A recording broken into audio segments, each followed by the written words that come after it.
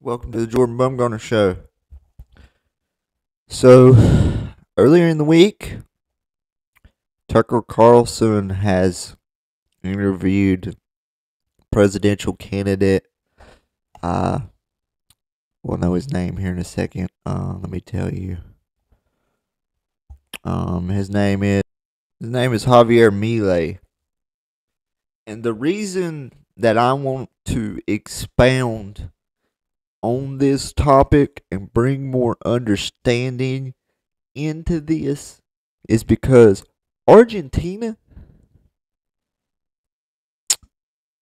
50, 60 years ago was an economy like the US, like Japan. Okay? And what happened to it was socialism. Because you have to understand, guys, capitalism is not perfect, okay? But if you give a wealthy person a tax break, you give them an incentive, okay, to develop their business here in the homeland. And then when you want to tax the crap out of them, that's why the jobs go overseas. Okay? So, it's either you don't, bite the hand that feeds you. Not saying that their hand does, but you don't want to disrupt the system like that. It's just bad. It's bad all around. And it's not to say that you should not get incentives too. Okay? That you shouldn't have a good ceiling. That you should be able to do anything that you want to do with your life. No, you should. Okay? So, the reason that we're talking about this is obviously, my main issue besides, trying to get people saved and trying to have people to just give Jesus a chance, is the battle against communism. Because I think that to be a Christian is to be in the war. And what is the war? Well, the war is the war against communism. The one thing that kills Christians, the one thing that kills the spirit of Christians, that silences Christians, it's communism. And it is anti-God and anti-Christ. So anyway, I want to show you the consequences of remaining silent for too long, letting government decide things for you that you should be deciding for yourself. Okay? The government does not need to have its nose in your business when it comes to your children. Your children are your responsibility and yours alone. Johnny Shiny Shoes doesn't need to come and tell you what to do with your child, okay? Because he doesn't care about your child like you do. It is about money. Money only. Okay? Matter of fact, instead of just talking about it, I'm going to show you that it's about money. Period. Alright, guys. Explicit warning. This ain't for you kids.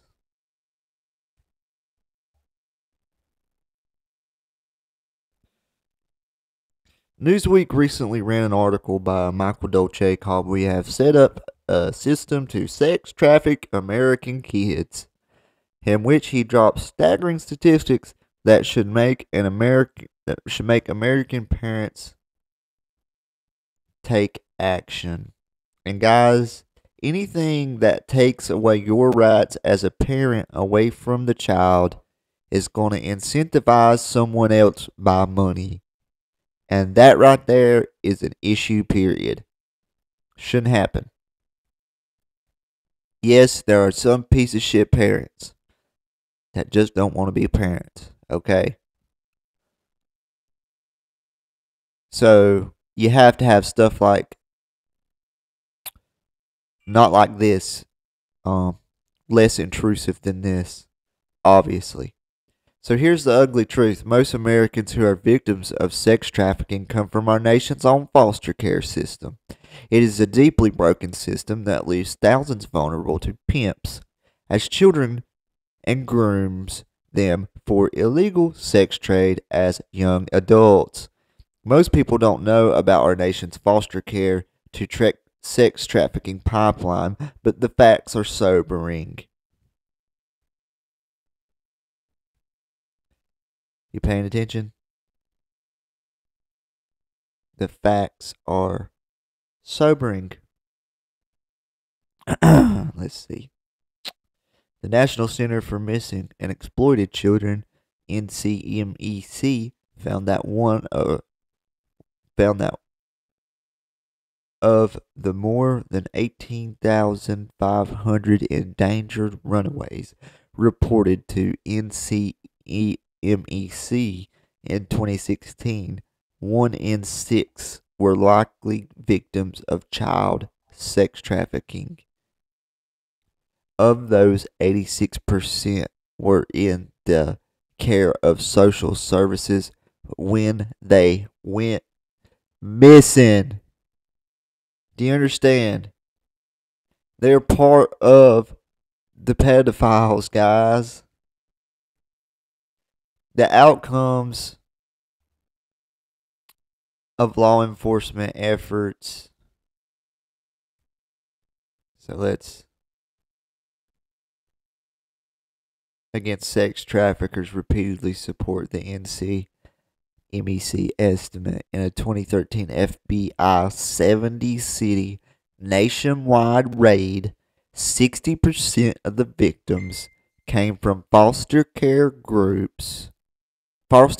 group homes. In 2014, New York authorities estimated that 85% of sex trafficking victims were previously in the child welfare system. In 2012, Connecticut police rescued 88 children from sex trafficking, 86 from the child welfare system. 86 of 88, guys. And even more alarming, the FBI discovered in a 2014 nationwide raid that many foster children rescued from sex traffickers, included children as young as 11, were never reported missing by child welfare authorities. All about that money, son. Now, I heard this, but I don't know if it's true. Someone told me this now, and they had dealt with child protective services, okay, in their life. And he was claiming to me at the time that the reason they wanted his son was because he was a blonde haired, blue eyed kid and he was worth like $50,000. And then he went down this list of like different skins, different hair colors, all this different stuff. And if you were this color skin, then it was 5,000 more or 5,000 less. This color 5,000 more or 5,000 less. Okay.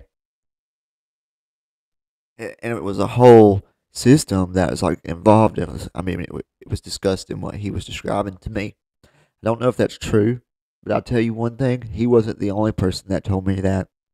I've heard it from 2 different places. Okay. In Kansas, the number of local missing foster children prompted a class action lawsuit in this past November. Local Wichita Press reported the heinous claims on Friday. A class action lawsuit was filed in federal court against Governor Jeff Colyer and Gina Meyer Hummel, Secretary of the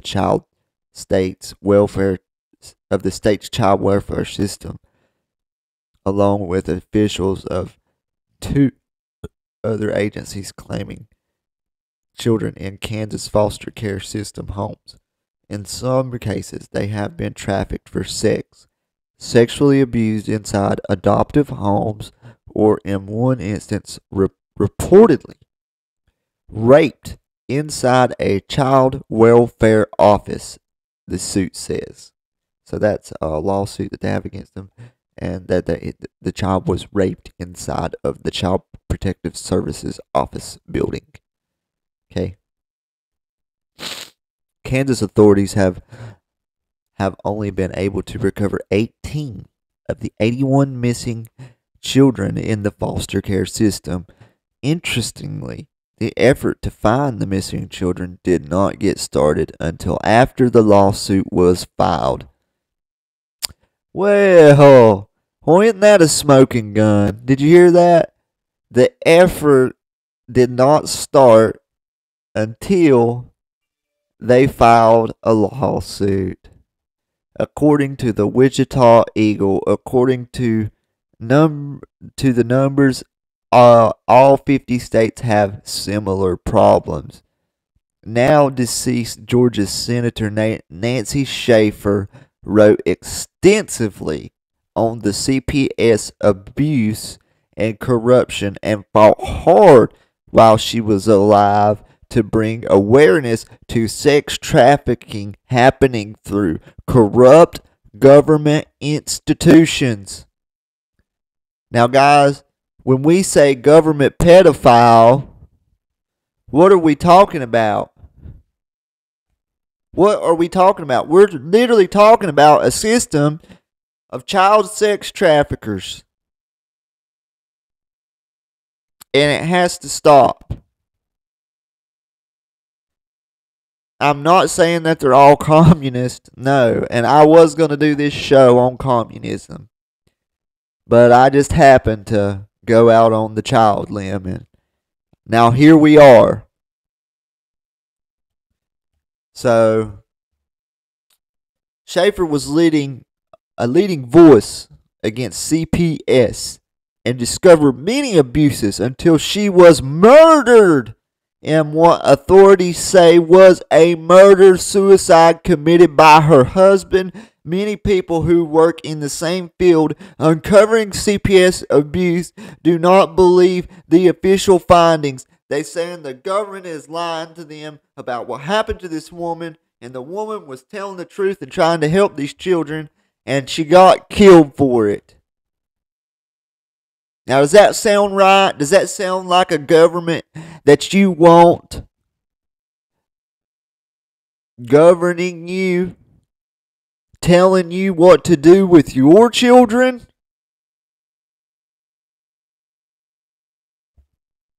No, it doesn't. Murder-suicide committed by her husband. Okay, the news coverage of her death never even mentioned her life's work, which was exposing the financial corruption of the state child welfare system. What I was just talking about. If you let someone come into your lives and they do not have that parental care, that parental love for the child, then what happens is money becomes the incentive and it becomes corrupted. Which was exposing the financial corruption of the state child welfare system that takes children away from imperfect and often poor but loving homes in exchange for federal dollars. And they do it because they're poor, and they know that the poor people don't have money to hire an attorney so that they can fight back. And now I see exactly what that guy was telling me about why the reason they wanted his child. And he fought so hard to get him. And he actually won, but he had to have a family member come in and help. In 2007, Nancy Schaefer wrote a report to the Georgia Assembly that detailed the abuses she uncovered. In this report, I am focusing on the Georgia Department of Family and Children Services. Okay, so guys, this is just on Georgia, but I want you to understand something. it said that all 50 states have the same issues. Do you get me? Do you get me? Guys, hey, do you get me? This is our children. And when you let the dollar come in and be the guiding hand instead of love, do you understand? That's why it turns corrupt and evil. Because no longer is love the guiding hand, but the dollar is the guiding hand.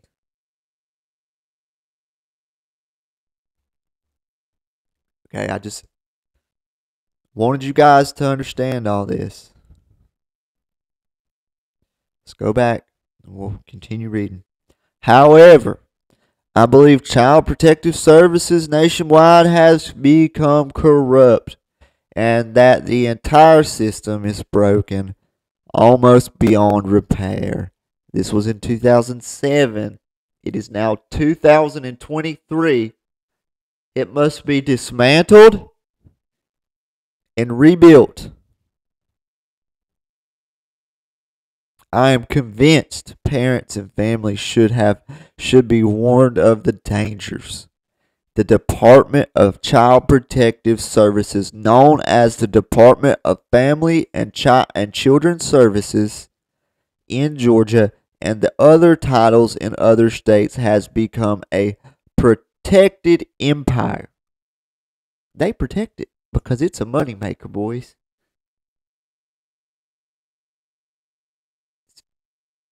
Disgusting is what it is. It's disgusting.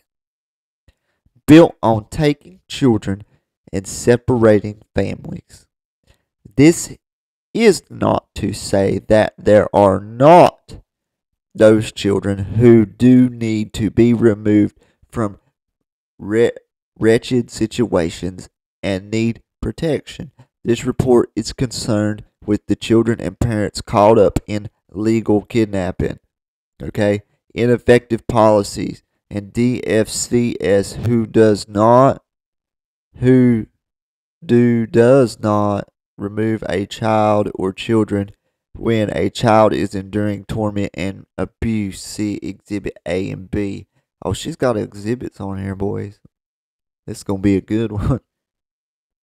The report is riveting and must read in its entirety, but some of the most damaging information she revealed included that CPS is a for-profit business that depends on the removal of children in order to get paid. And this is what I was hinting at, was that when the dollar becomes the parent, it becomes corrupt. Taking a break. Okay, we're back. Now, let's get back into what we were reading. The Adoption and Safe Families Act set in motion by President Bill Clinton. Well, isn't that just great? Offered cash bonuses to the states for every child they adopted out of foster care. Do you see? Do you see what I'm saying? Reading that right there just proved my point. When he enacted that, that made money the incentive. It was no longer protecting the children to pull them out of the wretched situations they were in to help them. It became money. If this doesn't enrage you as a parent, I don't know what will. If this doesn't make you speak out and put your voice out, I don't know what will. Those of you that have children that watch the show, and I know right now there isn't many that watch the show, but guys, I'm going to ask you to do something. This show needs to be shared. This is a very long article. People are very busy and they don't have the time to read articles that take 30 minutes to read because we're 20 minutes in already. So this is going to be an entire show. So I welcome you to share the link. Please share the link, not for my sake, but for the children's sake. Money cannot be an incentive. That cannot be the reason that a child is pulled from a home. That needs to be done away with. It needs to be made illegal. It should be a crime.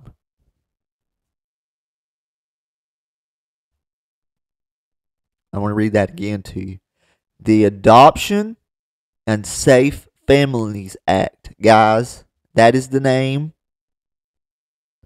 of the act that is in law. Now, there's a reason that it was wrote like this so that we know what the act is. It is called the Adoption and Safe Families Act. Set in motion by President Bill Clinton, offered cash bonuses to the states for every child they adopted out of foster care.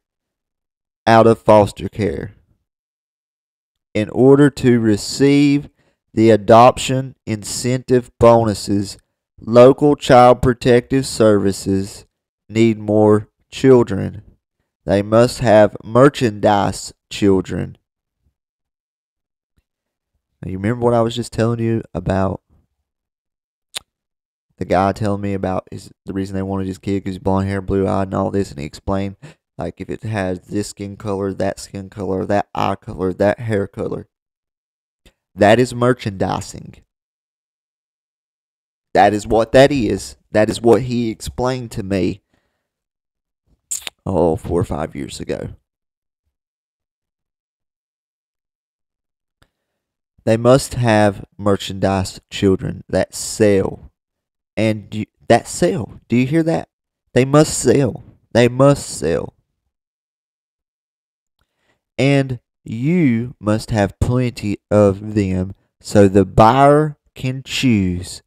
Now, if that right there doesn't prove my point about what the young man was telling me about, what I was just talking about the reason they wanted his kid, is so they got to have children that sell, and they got to be able to have children that that has to be chosen from.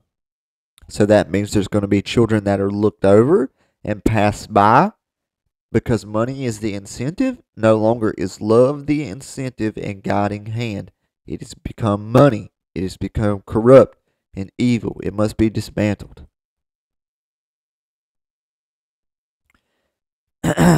Some counties are known to give a $4,000 bonus for each child adopted and an additional $2,000 for a special needs child. Employees work to keep the federal dollars flowing. That there is no double dipping. The funding continues as long as the child is out of the home.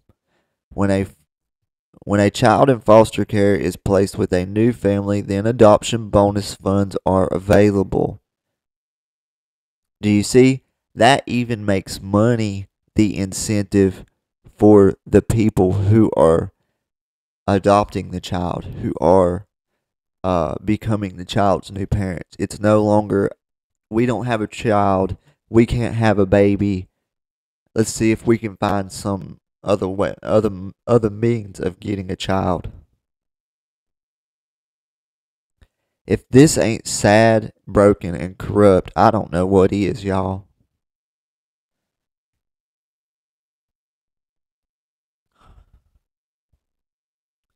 When a child is placed in a mental health facility and is on 16 drugs per day, like 2 children of a constituent of mine, more funds are involved. So if the child has special needs, where it has to have special drugs, it may be a wheelchair bound, it may be paraplegic, more money is going to be involved. And when more money's involved, there's more greed involved, and then the child may not get what it needs because money is the incentive. Thousands of parents report to medical kidnap, the illegal gag orders imposed upon them by judges who claim to want privacy for the child. This is the state's excuse for trying to silence the free speech of parents who are being railroaded by a system set up to destroy their families. At the same time, states put that the photographs of the children who have had their parents ripped away from them by the state onto websites anyone can access. The sites include their names, sometimes details about the abuse they have suffered, in order to get them adopted. That is sick, sad, it's corrupt, and it's perverted. That is perverted. Guys, share this show. This ain't me shedding light on this. God just spilled the beans.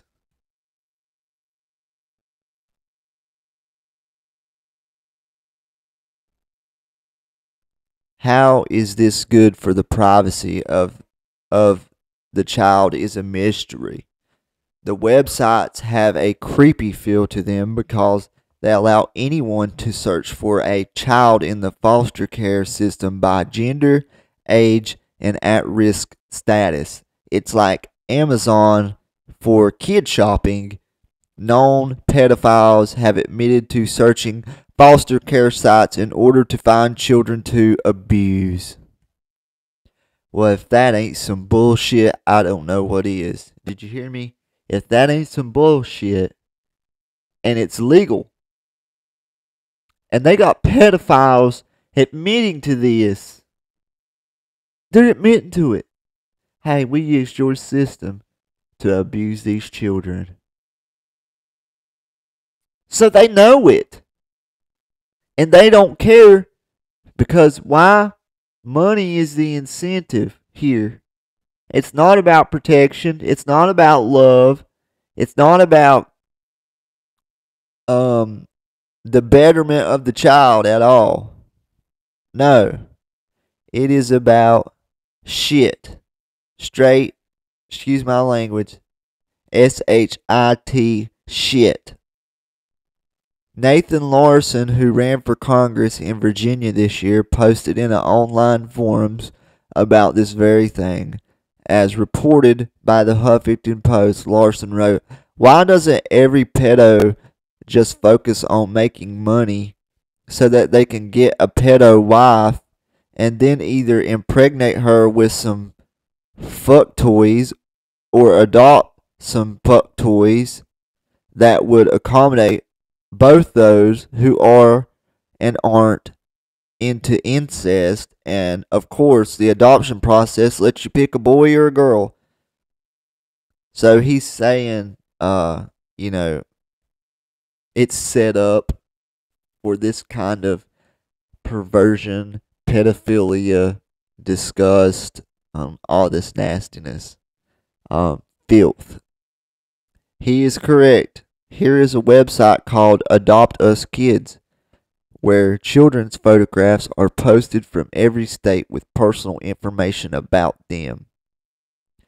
This ad from the Kentucky Adoption Profile Exchange is so disturbing it reads like a personal ad for a child searching for her next abuser. Let's see. Oh, and of course it's erased, but we still got the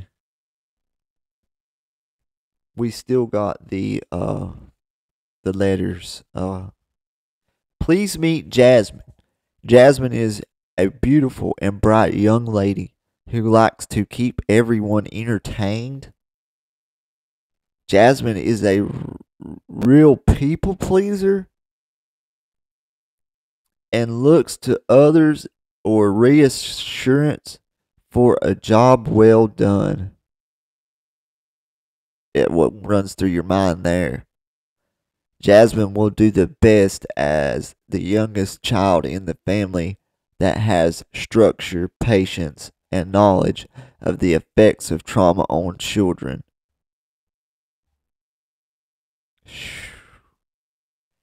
This is an advertisement for an abused child who is at very high risk for more abuse. This website is not behind any password protection for verified eligible parents. It is open for the general public to browse through. Her face is not blacked out on the site, but is here for her privacy. Do you see that? How it's a blatant cop out, a blatant lie. They say it's for privacy, and then they put all that information out there, and they put her face there, and they advertise her like she's a piece of merchandise. Do you see how money is the incentive there? That must be dismantled and destroyed. God help us. Parents, share this show. We cannot tolerate this inside our country. We cannot tolerate this.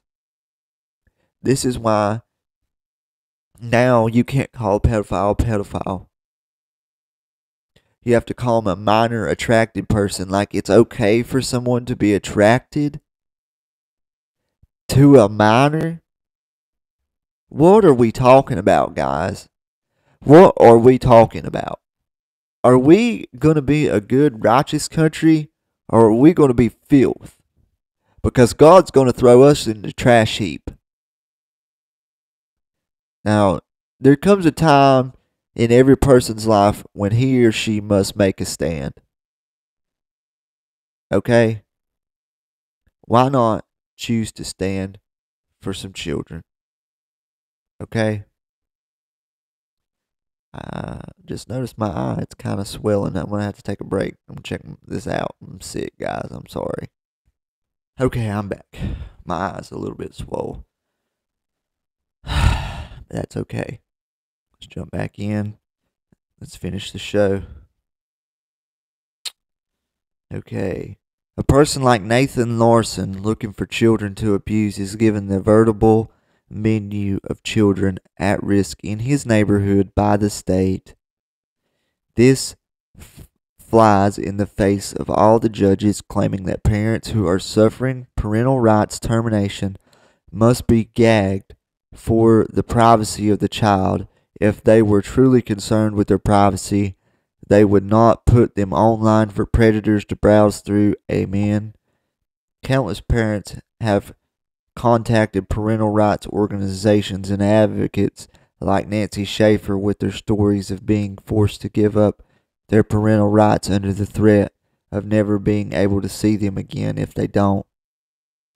Then watched their children adopted out to others through websites just like this one. Most of these parents have never been charged with a crime, never spent one day in criminal court, and yet had their rights removed by a civil court judge. Not only that, but grandparents are regularly denied custody in favor of strangers. Why is this allowed? Why are children removed from the families without warrants or trials by jury or criminal court?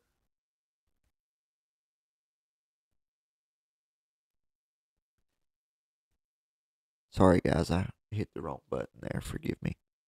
So let's get back into that.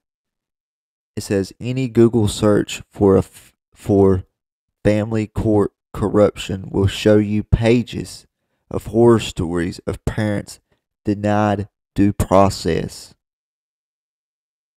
That means that the justice system is failing the parents. The parents are then silenced.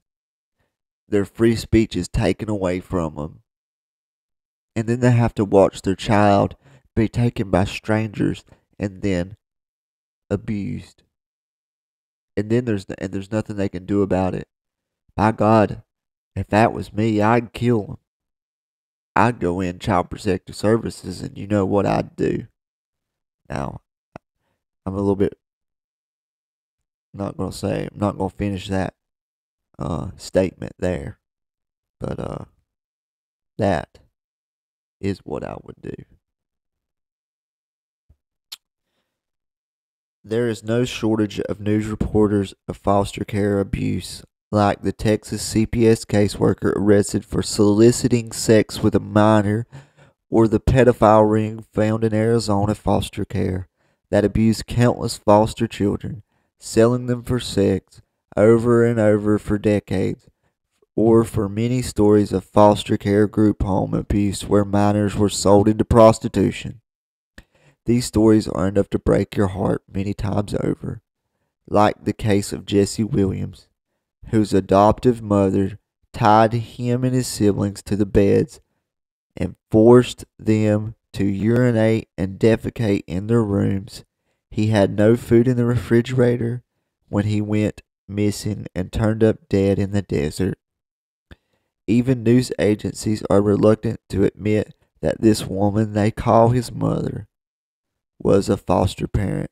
The term adoptive mother only appears once in this report, and in all the other reports she is referred to as his mother. The truth is, we don't know who his real family is or why he was put into a home where CPS investigated and found abusive conditions so numerous as to require reams of paper to report it. They did not remove him or the children until after Jesse was found dead. No one has gone to jail for his death, even though a cadaver dog alerted to the trunk of his adopted mother's car. And there are stacks of CPS reports showing that she abused him constantly. These types of stories are happening all over the country. Where are the congressional advocates for these children and these families? Like the one that Nancy Schaefer's report, perhaps they're nervous they'll just wind up like them if they expose this billion-dollar industry. CPS needs to be investigated yesterday by the feds. Like yesterday, like last week, to find out what is exactly being they've been doing to American families. The closing remarks in Schaefer's 2007 report are still valid today.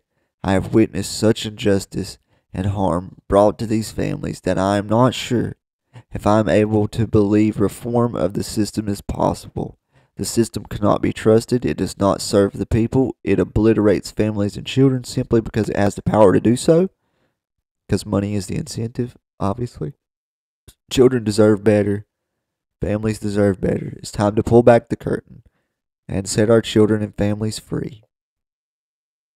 Amen. Amen to that lady right there. So I want to thank you guys for staying tuned this long and listening to the whole report, to the whole show.